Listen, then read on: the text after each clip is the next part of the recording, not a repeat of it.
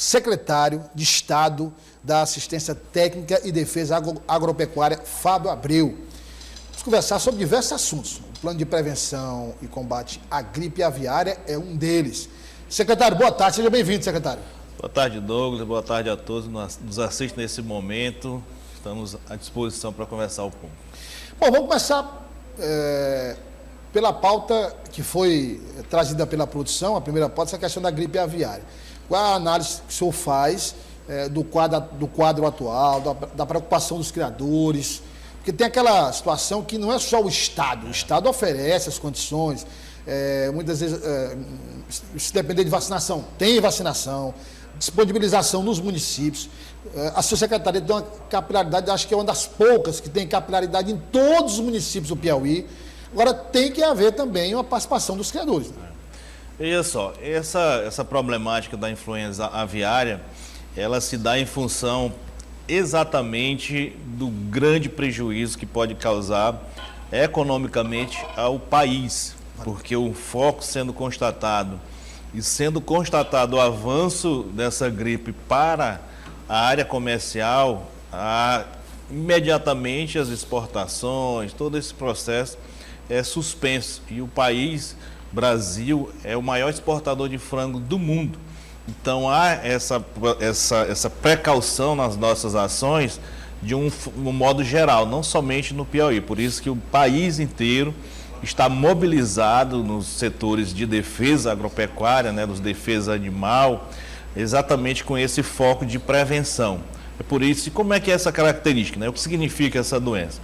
Essa possibilidade? Significa que nós temos aves infectadas, no momento, no Brasil, nós temos apenas as aves migratórias, ou seja, aquelas que fazem essas rotas mundiais, e nós temos a presença já no Espírito Santo, no Rio de Janeiro, casos confirmados, Rio Grande do Sul, Bahia e São Paulo. Mas são casos que foram confirmados, secretário, e a situação foi contornada, foi imediatamente, os casos foram identificados e as aves isoladas, enfim. Porque o que acontece, Como elas são aves que vivem pelo mundo afora e elas andam normalmente nas costas marítimas, então nós temos a possibilidade, por exemplo, de chegar no nosso estado por Parnaíba, Luiz Correia, Cajueiro da Praia ou Ilha Grande. Região norte. Então a região norte, região litorânea.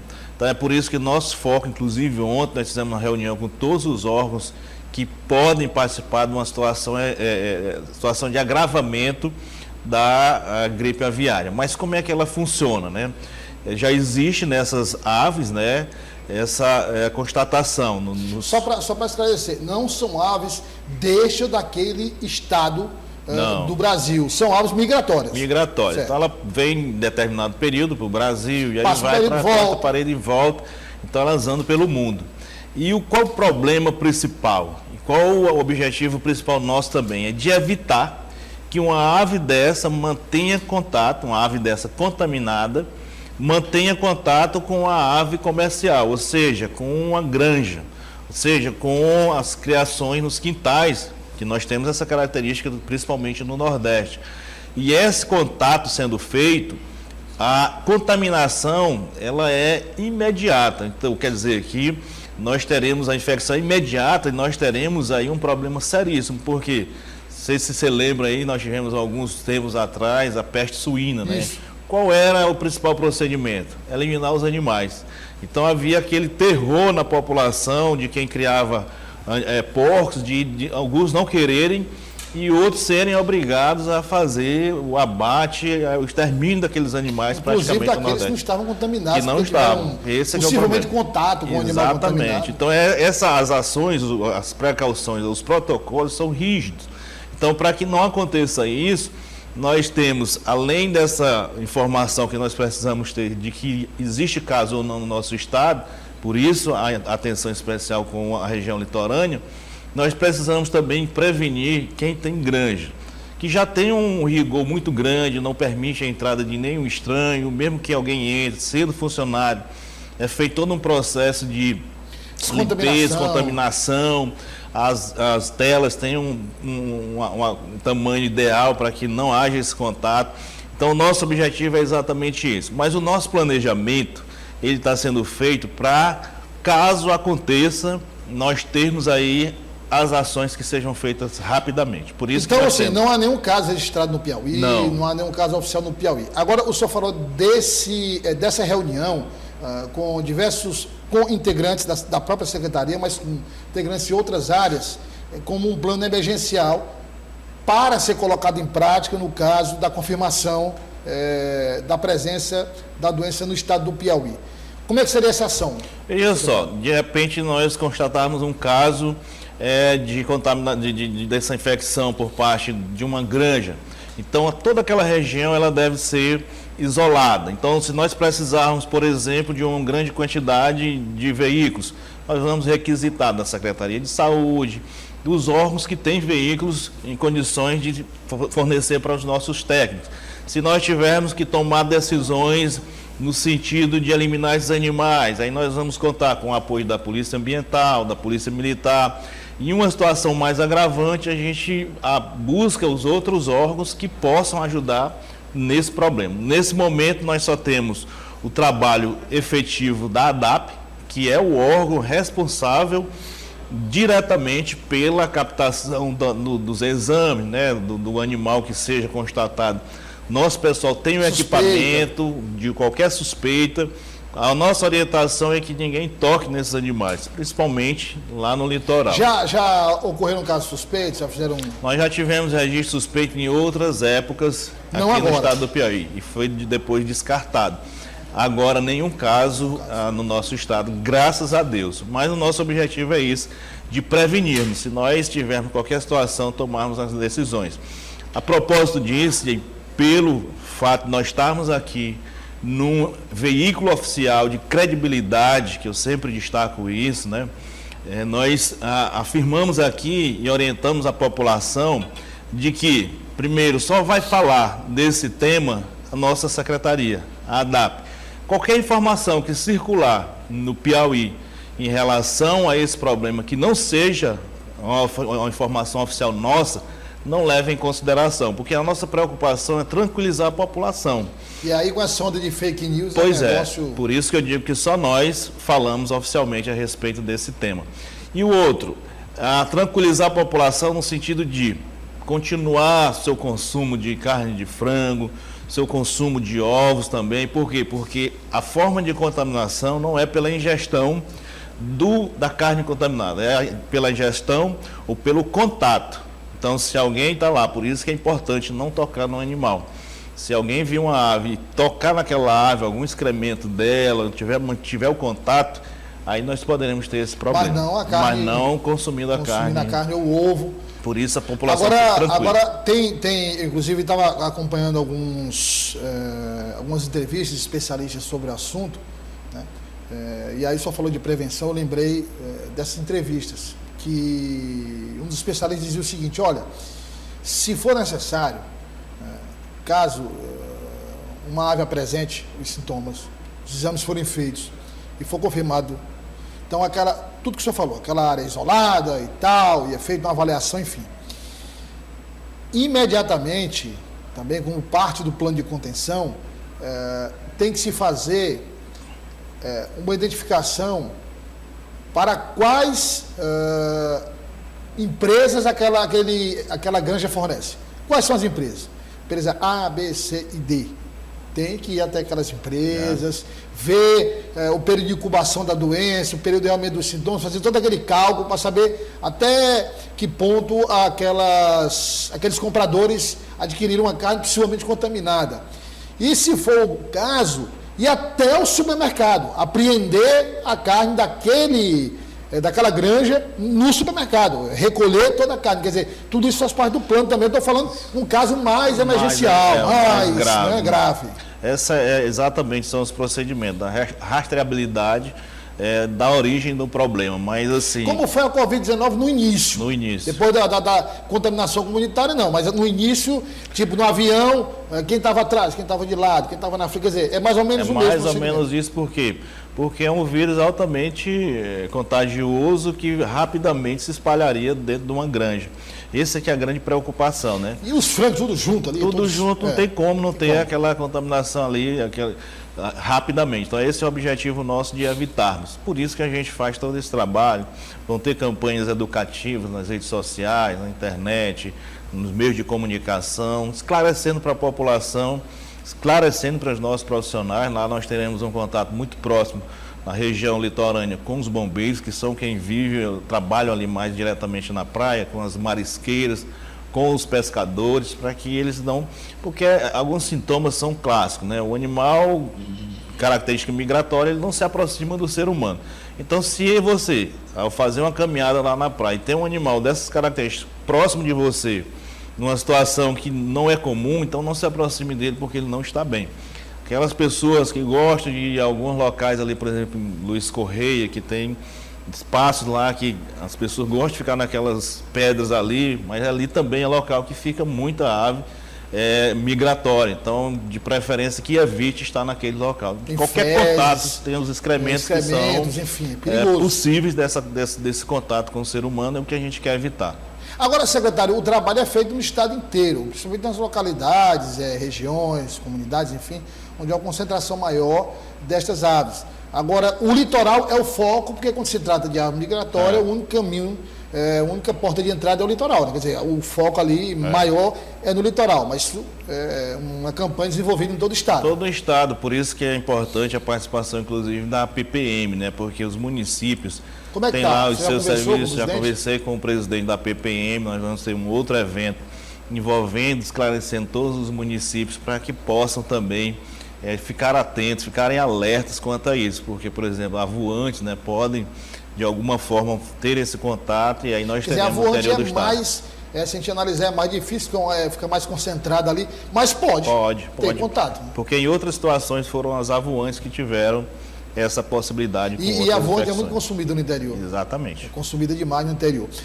Secretário, vamos agora falar sobre, já que o governador Rafael Fonteles tratou muito sobre esse assunto, sobre a digitalização dos serviços, ou seja, a questão da informatização, e o senhor já tratou inclusive disso, facilitar a vida do piauiense, daquele que precisa de uma guia e que muitas vezes tem que se deslocar quilômetros para buscar essa guia. Ou seja, oferecer ao piauiense que ele tenha ou no computador, ou no tablet, ou na palma da mão com o celular, acesso à grande maioria dos serviços, podendo imprimir uma guia, podendo imprimir uma multa, podendo imprimir um certificado. Como é que está esse trabalho de modernização da secretaria, que a sua secretaria tem muito serviço? Tem muitos serviços, eu sempre defendo isso. Lógico que a diretriz maior é do governador Rafael Fonteles, na questão da tecnologia, né, da informática a serviço da população. E eu sempre sou dessa linha, né, de que quem é servidor público, nós que prestamos algum serviço, nós temos que chegar o mais próximo do cidadão possível.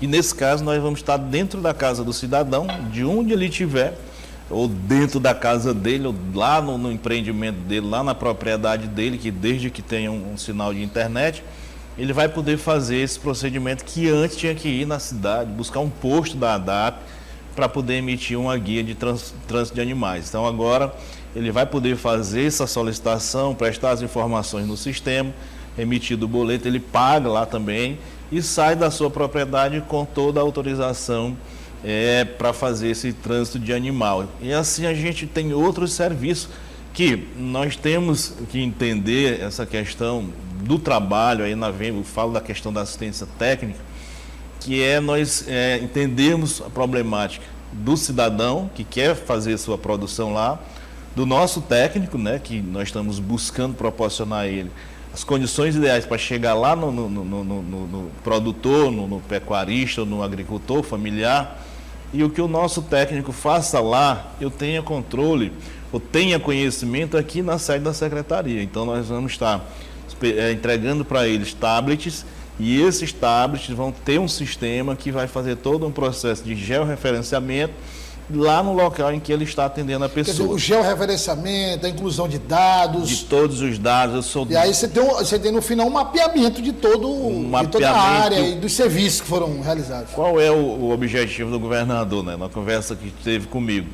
É de que nós tenhamos conhecimento do que o cidadão tinha no início do nosso atendimento e do que ele vai conseguir aumentar na sua parte financeira, na sua qualidade de vida com o nosso trabalho, porque hoje não tem um parâmetro para dizer qual é a produtividade da nossa secretaria, do nosso técnico. O técnico vai lá, por exemplo, fazer um determinado trabalho, ele faz esse trabalho, mas houve uma demanda do produtor, do agricultor, e muitas vezes essa demanda nem chega aqui na secretaria. Então, quer dizer, tem que chegar, buscar essas necessidades, e de repente criar uma solução, criar uma solução para resolver, ou seja, ter essa ligação mais direta com a ponta, né? Exatamente, porque se nós observarmos, né, infelizmente, nos dados oficiais que nós temos do IBGE, o Piauí é um dos estados, talvez o estado com a menor assistência técnica pública do Brasil. Essa realidade nós vamos mudar ela agora.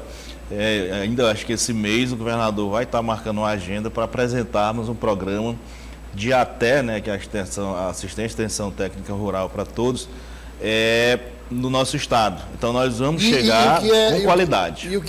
No que consiste esse programa? Consiste exatamente nessa necessidade que o cidadão tem. Ele quer iniciar um campo agrícola. Nós vamos com o nosso técnico fazer esse acompanhamento, dar a assistência, o que nós precisarmos lá, o técnico apontar, a secretaria vai poder fazer. O acesso, se precisar de alguma estrada, de algum calçamento. Se depender de outro órgão, fazer essa intermediação. E se depender de outro, nessa questão, normalmente, da regularização das terras, do INTERP, do INCRA. Então, tudo isso aí a gente vai fazer, por isso que eu sempre tenho falado do nosso pessoal. Vamos fazer os nossos sistemas, acompanhar o sistema que já existe, mas vamos trabalhar de forma organizada. Secretário, falando nisso, uma pergunta que eu queria fazer ao senhor. Quando o senhor foi nomeado, o senhor esteve aqui, aí nós tratamos do seguinte, era um desafio muito grande, porque de um lado tem o EMATER, de outro lado a ADAP. Você está falando de 2 órgãos apenas, né? Teve a fusão ali, né? Mas cada um, EMATER e ADAP, tinha sua estrutura independente.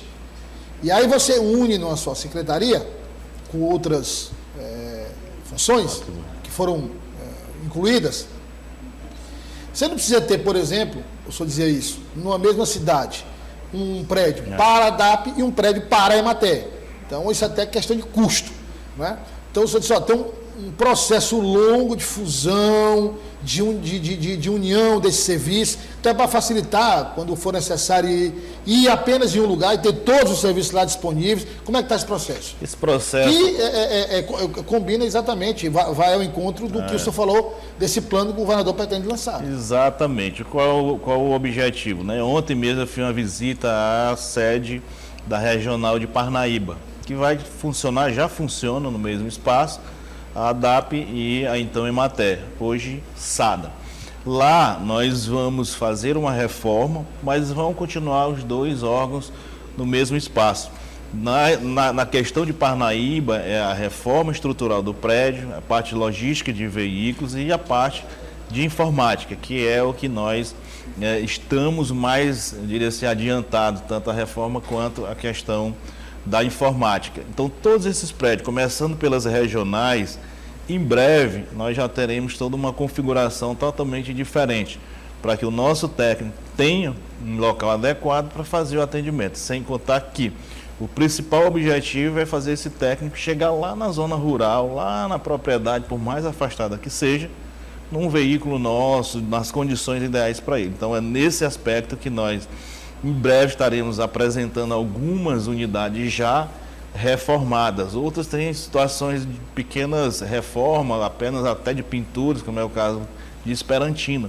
Lá a preocupação maior vai ser veículo e a questão da informática. Quer dizer, cada área tem uma demanda específica. Cada uma tem uma demanda específica, mas o que eu tenho dito, né? Na própria sede da secretaria, iniciamos uma reforma dentro de um padrão de qualidade que eu tenho dito. Aqui na minha secretaria, na secretaria que eu estou aqui, na sede, vai ser um retrato lá no interior. Onde o que tiver no nosso padrão ali na minha sala, vai ser o mesmo padrão que vai estar lá em Parnaíba, que vai estar lá em Picos, que vai estar em Paulistana. Onde nós tivermos os nossos escritórios, nós vamos ter o mesmo padrão, seja de fachada, seja internamente, para que nós possamos dar essa característica principal como uma secretaria que tem nas suas ramificações do interior a mesma qualidade que tem na capital. Então, qualquer lugar que alguém chegar, ele vai se sentir no mesmo ambiente de qualquer unidade, ou da sede principal, ou das sedes, por menor que elas sejam. Secretário, a gente está chegando já no final da nossa entrevista. Eu queria falar um pouquinho de política, porque tem como fugir, todo mundo está falando de política, até Teresina, que é a capital, acho que é o município do Piauí com o processo mais deflagrado que se possa imaginar é Teresina, né? Primeiro eu queria saber como é que está o Podemos, quais são as últimas informações, as informações mais atualizadas, porque esperava-se uma federação, mas o senhor falou, por questões ali regionais, não houve entendimento entre os partidos, porque em determinados estados haviam diferença, a eleição está muito próxima, parece que ficou realmente para o pós-eleição, para depois da eleição. Até lá, qual o planejamento do Podemos? Veja só, o Podemos, e essa semana saiu oficialmente a incorporação do PSC ao Podemos. Ou seja, agora oficialmente não existe mais o PSC, existe apenas o Podemos. E, inclusive o número do Podemos passa a ser o número 20. E no dia 20 agora, de julho... Só o PSC é o partido... o antigo partido Pastor Everaldo? É isso que eu ia lhe dizer agora. Dia 20, ele me ligou ontem, que havia aqui no dia 20 de julho, para fazer uma visita oficial ao partido, já como Podemos, né? E está confirmado no dia 20 de julho, de primeira mão, aqui em Teresina, né, a presença do Pastor Everaldo. E dentro da perspectiva que nós estamos aqui, nível local, seja Teresina, nos municípios, o partido hoje mesmo a gente já autorizou 2 comissões nas cidades de Aroazes e Batalha, que nós estamos expandindo o partido para o interior do estado. E na capital já estamos confirmando as pré-candidaturas de alguns nomes para que a gente possa marcar presença aqui, sem dúvida nenhuma. A gente não vai ficar de fora desse processo, embora... Já está garantido que o Podemos vai marchar na coligação do governador, isso é fato. Isso é fato, isso aí é esclarecido para todos aqueles que já eram participantes do partido, até o momento ninguém se manifestou contrariamente e a meta? Ou saiu por causa disso. E o nosso objetivo é nós elegermos de 2 até 3 vereadores, que é possivelmente... É factível essa ideia de nós termos de 2 a 3 vereadores. Agora, no caso, aí também tem o interior, né? Quer dizer, o partido ainda está nesse processo de estruturação do interior, quer dizer, não é diferente de um outro partido que já está há muitos anos, enfim. Mas qual a projeção para o interior? Pois é, o que eu estou observado, né, é que o partido ele vai ter um crescimento aí muito grande. Por quê? Porque a procura que nós temos sido recebido é enorme. Eu nem imaginava que a gente fosse ter uma projeção tão grande como a gente vai ter agora em 24. Então, eu fico bastante feliz por isso e vamos buscar crescer mais. As procuras que nós estamos tendo são voluntários, né, que estão vindo de forma voluntária. Nós vamos buscar em algumas cidades.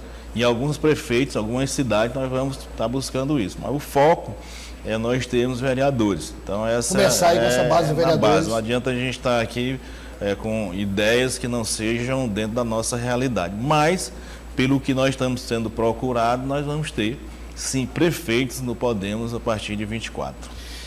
Secretário, a minha pergunta é o seguinte: se essa federação for confirmada realmente após as eleições municipais, nós teremos o Podemos, PSDB e Cidadania, não é isso?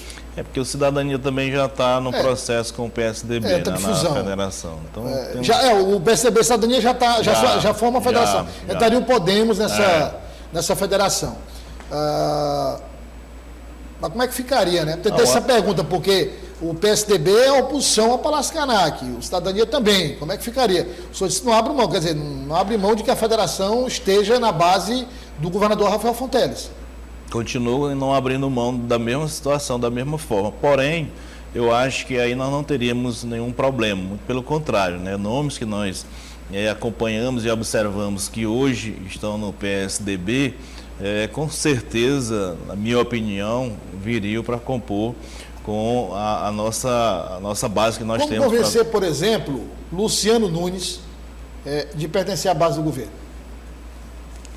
Eu acho que não vai haver essa dificuldade por parte do deputado Luciano, até mesmo porque ele pode ser, inclusive, candidato, né? Essa é a ideia que a gente tem de montarmos essa composição para 26 com nomes que possam fazer parte desse grupo sem aquela questão de nós termos nomes muito fortalecidos, porque daí nós teríamos uma outra situação parecida com o que aconteceu em 2022. Então, nosso objetivo é manter essa composição dentro de uma perspectiva de candidatos com o mesmo potencial para que a gente possa, sem dúvida nenhuma, ter a oportunidade de disputar. Esse é o objetivo. Então, eu acho que com relação ao PSDB pós-24, é muito mais fácil do que hoje, seria agora. Porque seria agora uma problemática muito grande, até mesmo porque tanto eu quanto o deputado Luciano, que eu tenho uma admiração grande, teríamos esse embate aí até desnecessário. Foi isso que eu argumentei com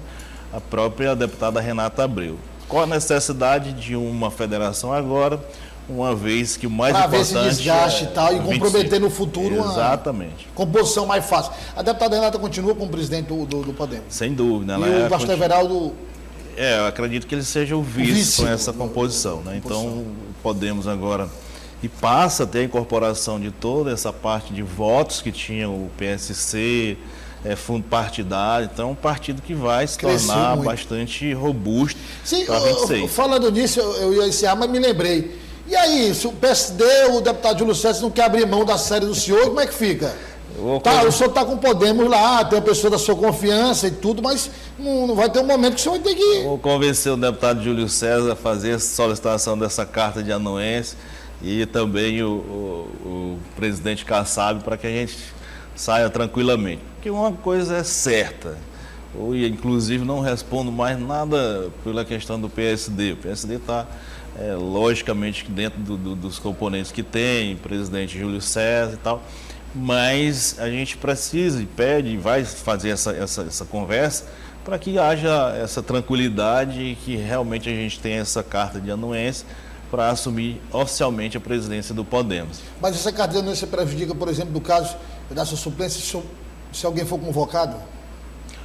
Não, porque se houver essa anuência tanto do estadual quanto do federal, a gente não vai perder essa possibilidade de uma convocação. Mesmo no Podemos? Mesmo filiado ao Podemos? Mesmo filiado ao Podemos. A legislação eleitoral permite isso? Permite. Tendo a anuência do partido? Exatamente. Você acha que consegue, senhor? Eu acho que consigo conversar com o deputado Júlio César. É difícil, mas enfim...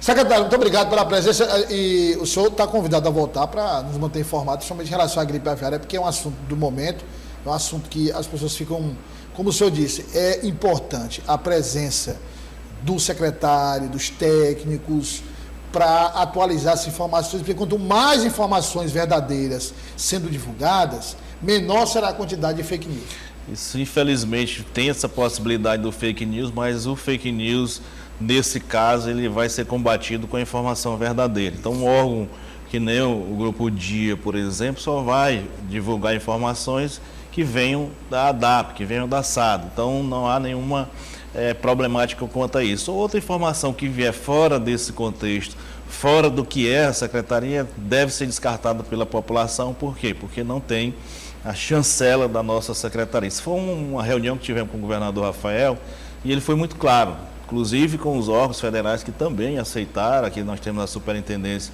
do Ministério da Agricultura e que aceitou perfeitamente essa unificação de informações focadas apenas na ADAP, porque a ADAP está preparada para fazer esse atendimento, tem todos os equipamentos, tem todo o know-how. Fizemos exames já em vários municípios, encaminhamos para São Paulo para verificar essa possibilidade, todos os exames até o momento negativos. Então, nós temos essa capacidade de enfrentar esse problema e estamos trabalhando de forma preventiva. E para isso a gente precisa dessa unidade de comando e está funcionando perfeitamente. Todos estão entendendo essa questão, todos os órgãos, seja IBAMA, ICMBio, o próprio Ministério da Agricultura, as prefeituras municipais, enfim, estão todos imbuídos do mesmo sentido, com esse sentimento de que uma única pessoa, um único órgão fala sobre esse tema.